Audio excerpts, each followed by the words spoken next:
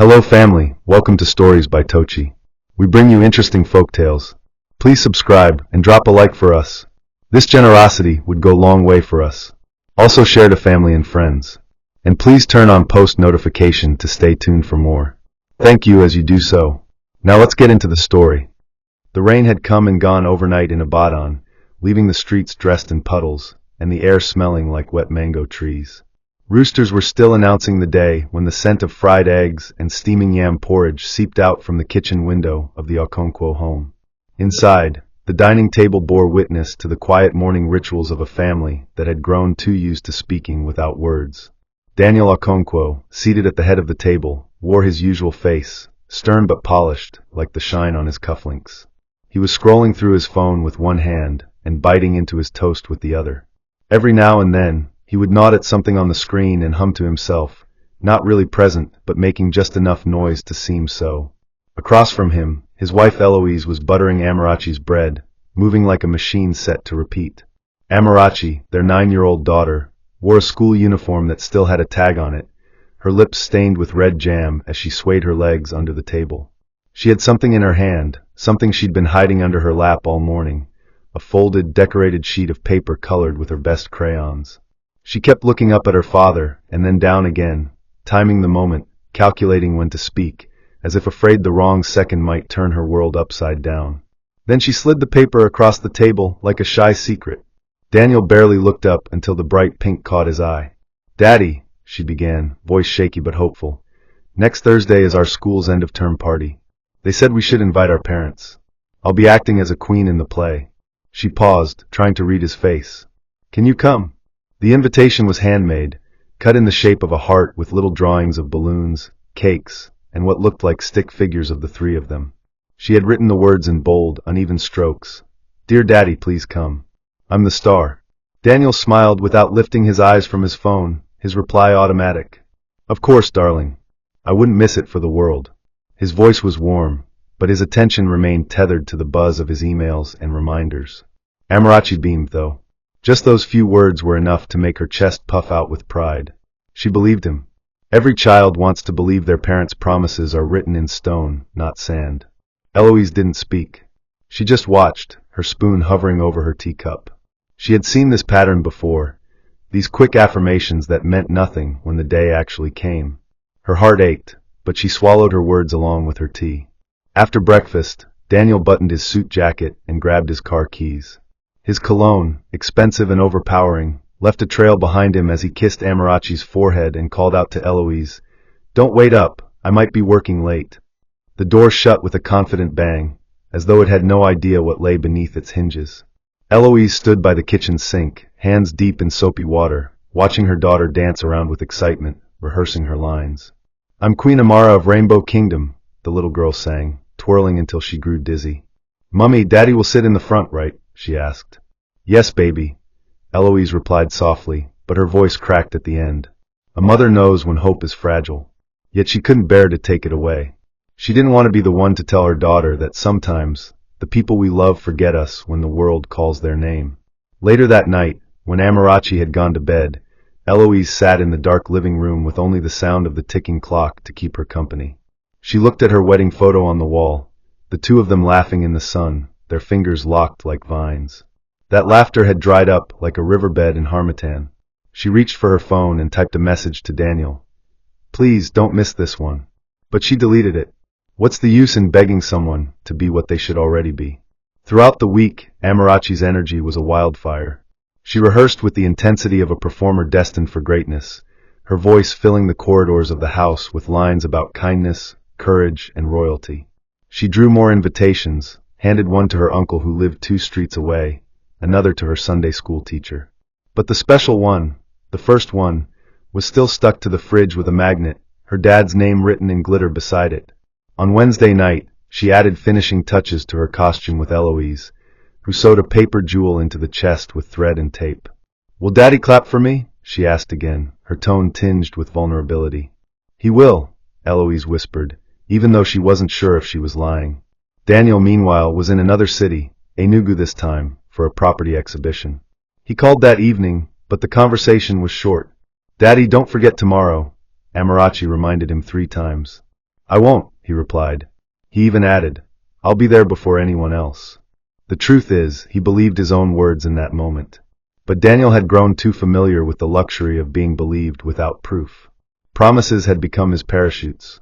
He jumped freely, trusting someone would catch him. What he didn't realize was, parachutes don't always open, especially when you keep jumping from the same height. By Thursday morning, Amarachi was up before the sun. Her excitement was a living thing, bouncing around the house like a butterfly that had escaped a jar. She wore her costume 3 hours before the event, adjusting her plastic tiara every few minutes and checking the mirror with the kind of anticipation only a child could carry. Her dress, a satin pink gown with sequins stitched around the collar, shimmered every time she moved. Eloise had ironed it the night before, smoothing out every crease like she was ironing a future that wouldn't wrinkle, even if her heart knew better. Amarachi ate half a spoon of cereal, then forgot the rest. Her mind wasn't in the bowl. It was already at the school hall, waiting for her father to walk through those decorated doors and wave at her from the front row. Mummy, do you think Daddy's plane has landed? She asked for the third time. He said he'd be here early. Eloise, who had learned to live between hope and history, simply nodded. She didn't have the heart to plant doubt in her daughter's soil, not when it had bloomed so beautifully overnight. As they left the house, Amarachi grabbed the extra invitation she had kept in her school bag for her dad, holding it close to her chest like it had magic in its paper. The streets of Bodija were busy with traffic as Eloise flagged down a taxi. Amarachi sat by the window, watching people move, wondering if somewhere in that crowd, her father's car was racing to meet her gaze. The school compound was buzzing like a disturbed beehive. Children in costumes ran around the courtyard, their laughter stitching through the air like colorful thread. Parents were already arriving, dressed in their weekend best, ankaras ironed to perfection, perfumes rich enough to announce their presence from 3 feet away. The school hall had been transformed into something out of a dream. Balloons lined the stage, streamers hung from the ceiling like vines in a fairy tale, and cardboard castles stood proudly at both corners of the backdrop. Amarachi clutched Eloise's hand tightly, her eyes scanning every adult face that entered. Every tall man in a suit made her sit up straighter. Every phone that rang made her heart leap. He'll come, right? She whispered. Eloise bent down, adjusted her crown, and whispered back, Of course, baby. He promised. Amarachi was the last to be called backstage. Her drama teacher, Miss Saad, placed a hand on her shoulder and said, Your part is important. Be proud, okay? She nodded and walked behind the curtain, peeking out occasionally to check if her father's seat, 3rd row, aisle seat on the left, had been filled. It remained empty. A folded name card sat on it, with Mr. Daniel Okonkwo written in gold pen. As more guests filled the room, the seat remained untouched, like a question that nobody wanted to answer. The music started. Amarachi's cue came. She stepped into the light. Backstage, Eloise watched from the wings, holding her phone tightly, checking the screen every few minutes to see if a missed call or message had come through. But nothing. No text. No, I'm on the way. Not even silence with an explanation. Just silence, raw and loud. Amarachi, unaware that her father had not even left Enugu, gave the performance of her young life. Her voice was clear, her lines delivered with the courage of a child who still believed the world could only be kind. She twirled, she curtsied, she recited her speech about peace in the kingdom and protecting the weak. When it was time for her to say the final line, And no matter where my people are, I will always show up for them, she looked straight at the empty seat. Her eyes paused, her voice caught, just for a second. A beat skipped. But then she pushed through, smiled and bowed. The applause came like rain, fast, loud, and full of admiration. But the clap she waited for never arrived. Eloise stood and clapped hard, cheering with the other parents, but her eyes were pinned on her daughter, watching the way Amarachi kept glancing back at the crowd. The show ended. The children returned backstage for cake and juice. Amarachi did not cry. Not yet. She simply sat on a plastic chair, her crown tilted slightly, the invitation card still in her hand, untouched, unclaimed. Daniel was still in Abuja, not by accident, not by delay, but by choice. After his meeting ended earlier than expected, he had gone back to the hotel to rest. That was the plan. 1 hour, a quick nap, then the next flight out. But something else called louder than his conscience, Vanessa. She had messaged him saying she'd extended her stay, and she was around the corner from his hotel. Just lunch, she said. You'll be back in time for your flight. Lunch became drinks. Drinks became laughter. Laughter became a slow unraveling of time. He checked his watch at 4:20 p.m. and winced. I have to go. I promised, but the phone buzzed again. An urgent client request. A plot of land deal in Maitama that needed immediate review. Money talks louder than memories. And so, Daniel sat in the corner booth of a fancy lounge, laptop open, Vanessa playing with the rim of her wine glass, and his daughter, his only child, delivering a speech to a crowd that couldn't fill the silence in her chest. He remembered the event again at 6:57 p.m. He grabbed his phone, panicked. Too late. The school gate had already closed. In his heart, something tightened, like a belt pulled one hole too far. He mumbled something to Vanessa and rushed out, but even the wind outside couldn't forgive him. As he stared at his car keys, his reflection on the window didn't look like a man anymore. It looked like a shadow of someone who had walked too far from his own story. The living room welcomed him with the kind of silence that doesn't just linger, it accuses. It was a silence that crept in through the corners, one that didn't shout but instead sat heavy on the chest, making it hard to breathe. The lights were still on, dim just enough to cast shadows across the walls. And there, caught in the corner near the staircase, lay Amarachi's crown, the one she'd worn hours ago when she ruled the stage without her king in the audience. It was bent at the edge, its glitter dulled by what could have been a careless step, or maybe the way she'd flung it in disappointment. Nearby, the balloons from the party were still hanging, sagging now, their colors less cheerful, their ribbons tangled like the thoughts in Daniel's head. He stood there in the doorway, keys still in hand, briefcase still hanging at his side, as if unsure whether to step forward or reverse time. His tie was loose, the scent of Vanessa's perfume still clinging faintly to the collar of his shirt. That fragrance, once exciting, now reeked of betrayal. Eloise sat on the single-seater couch, not with arms folded or lips trembling, but with a stillness that spoke louder than rage ever could. Her eyes met his, and for a moment, Daniel thought maybe there was a word coming, some insult, some rebuke, even a whispered why.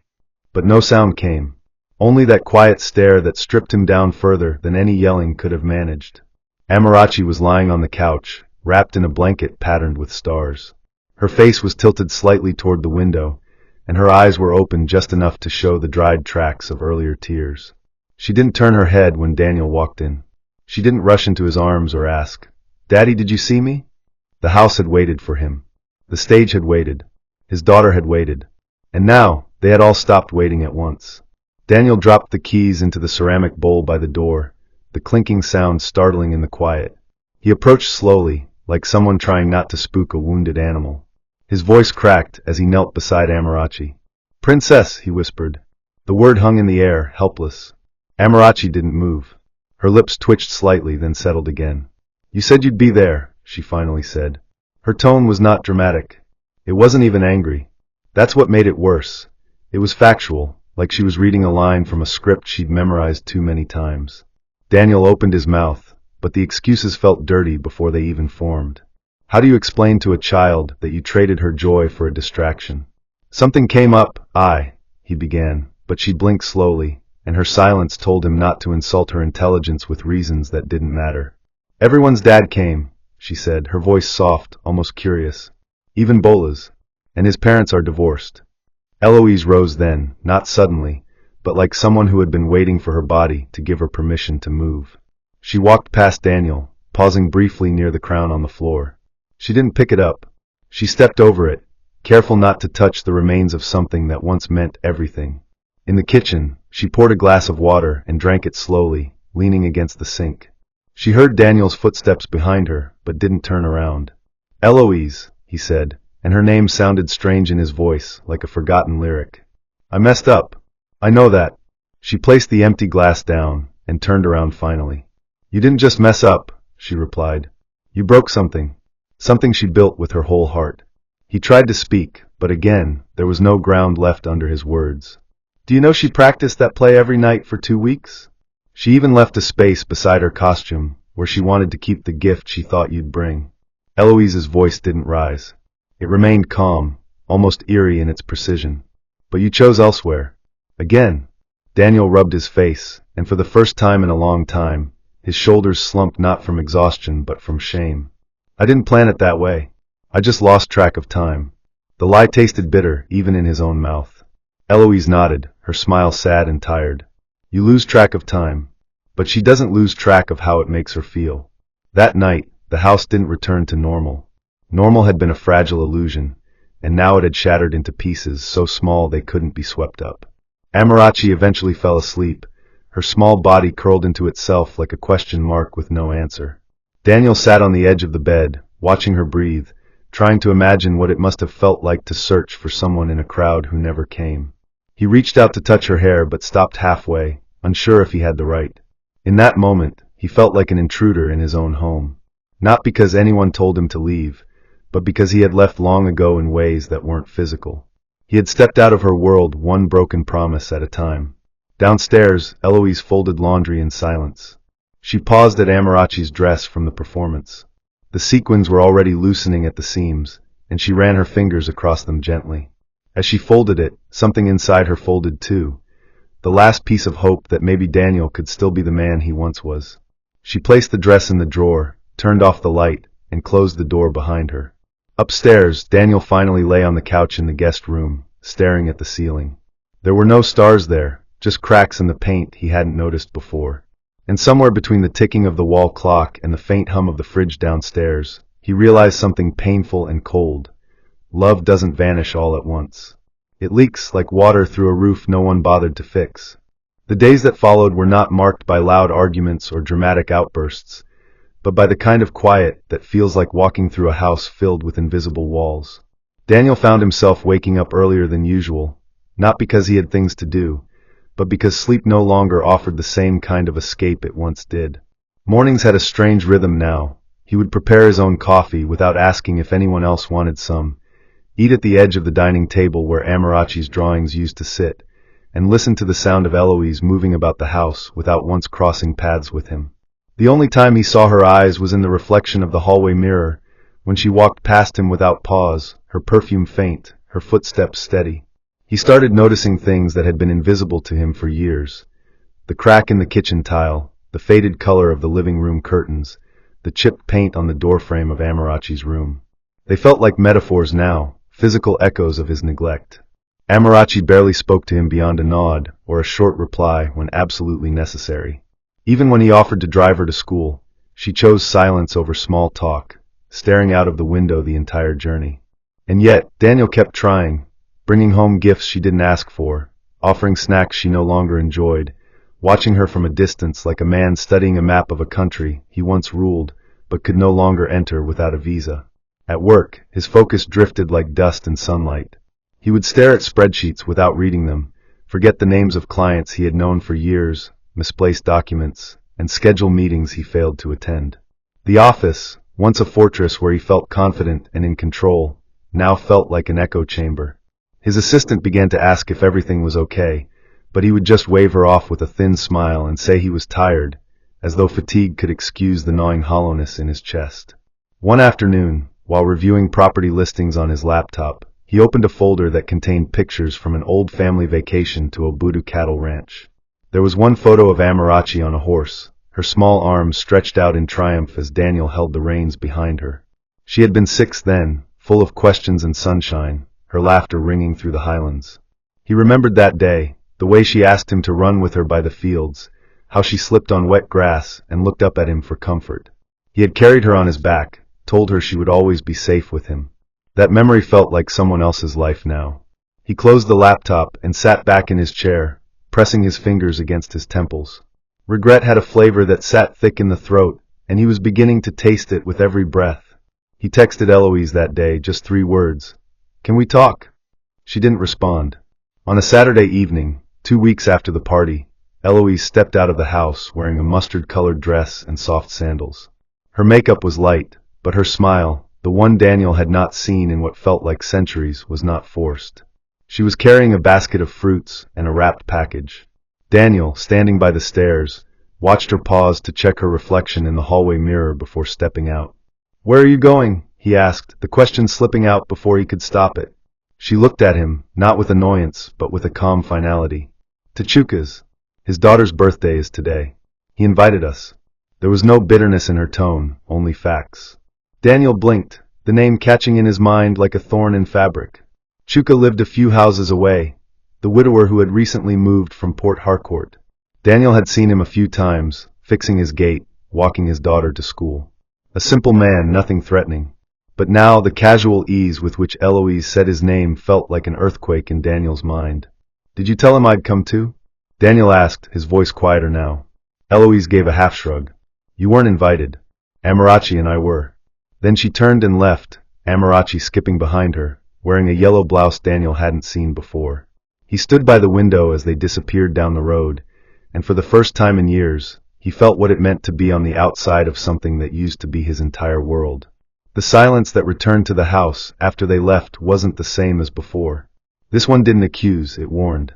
Daniel wandered the rooms like a man looking for ghosts. He opened drawers he hadn't touched in years, picked up photo frames, stared at greeting cards buried at the bottom of his desk.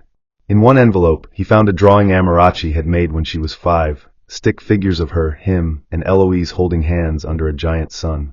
The paper had faded at the edges, and one corner had a stain, likely from juice. He traced the little figures with his thumb, and it occurred to him that memories don't die, they just wait to be remembered.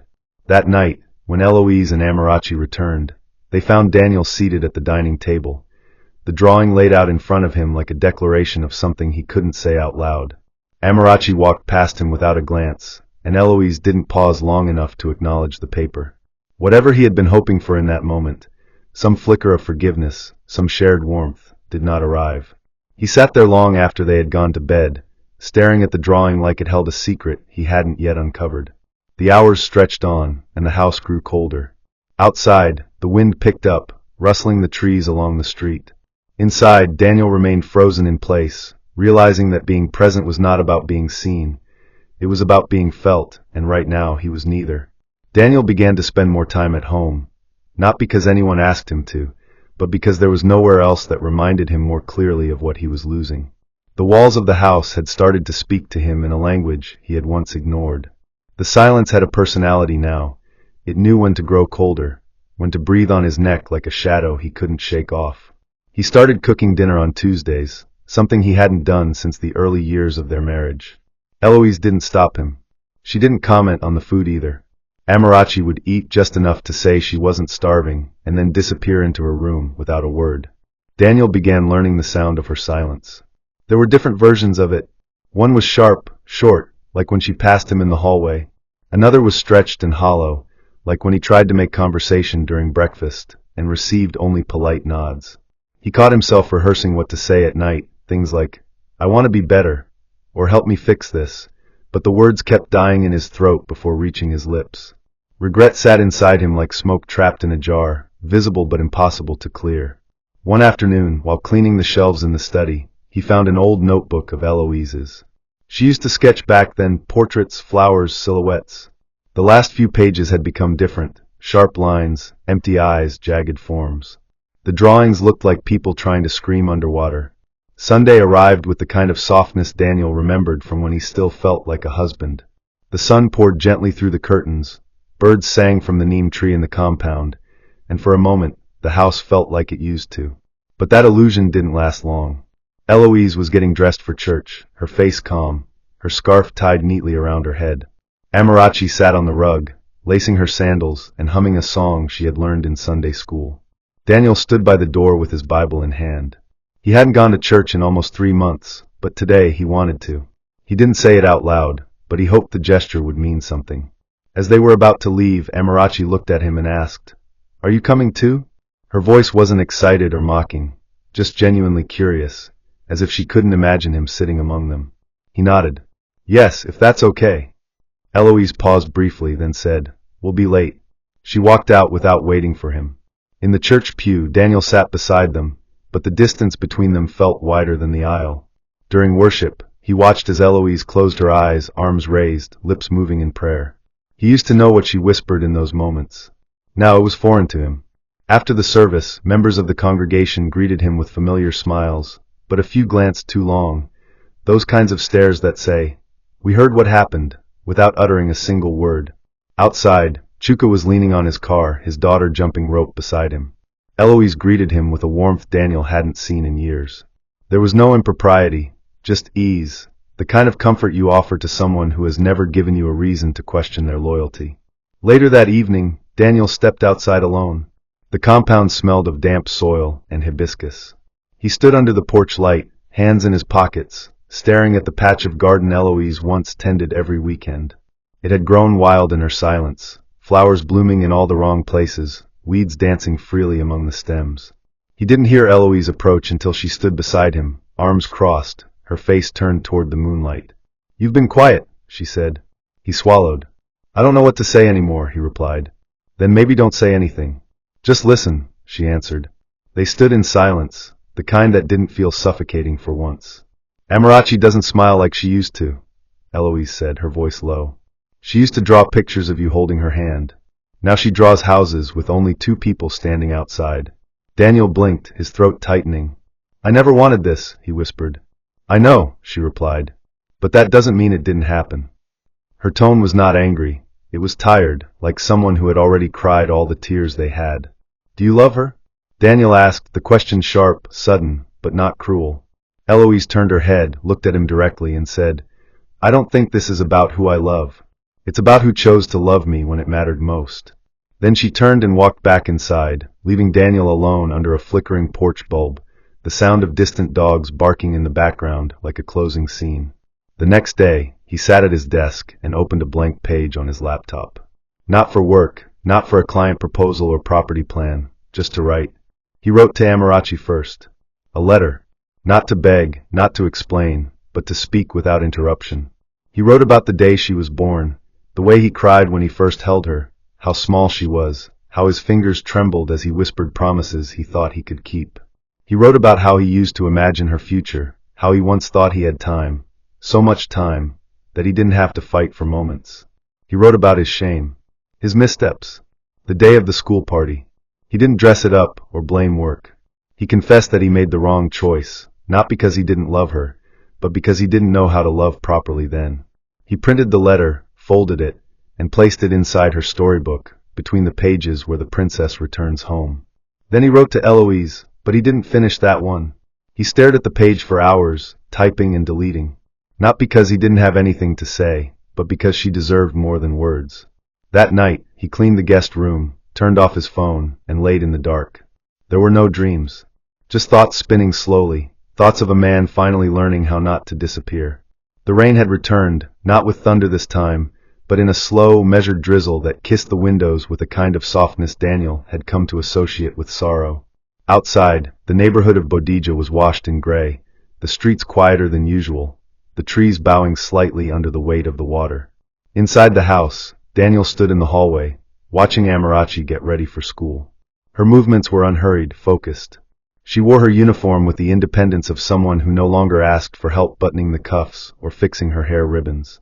Eloise was in the kitchen packing lunch, humming faintly, just a short, repetitive tune that had no melody, but carried with it a sense of rhythm and habit. The kitchen clock ticked beside her, matching her tempo. Daniel noticed everything now. He had grown uncomfortably familiar with silence, not the kind that arrives after an argument, but the kind that lingers even when people are being polite. The air between him and Eloise had settled into a civil calm. No icy glares, no raised voices, just the kind of peace that feels like a line has already been drawn and both people are standing on opposite sides of it. Amarachi picked up her school bag and looked at her mother, waiting. Eloise nodded. Daniel stepped forward, clearing his throat. "Can I drive you today?" he asked, not too loud, not too eager.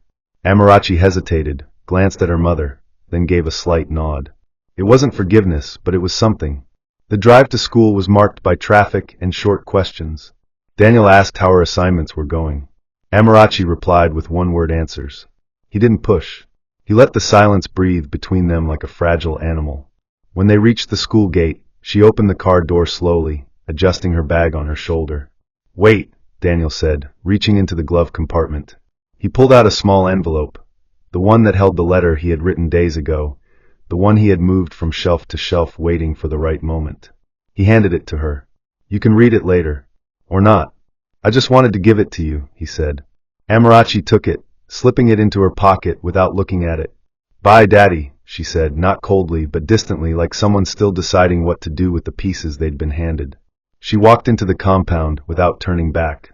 Daniel watched her until she vanished into the crowd of students, then sat behind the wheel for several minutes, staring at his own reflection in the rearview mirror. He didn't cry. He didn't curse himself. He simply stayed still, feeling the ache of knowing that sometimes rebuilding trust isn't about grand gestures or apologies. It's about waiting for someone to choose you again, in their own time, without pressure. Back at home, Eloise had opened the windows to let in the fresh scent of rain.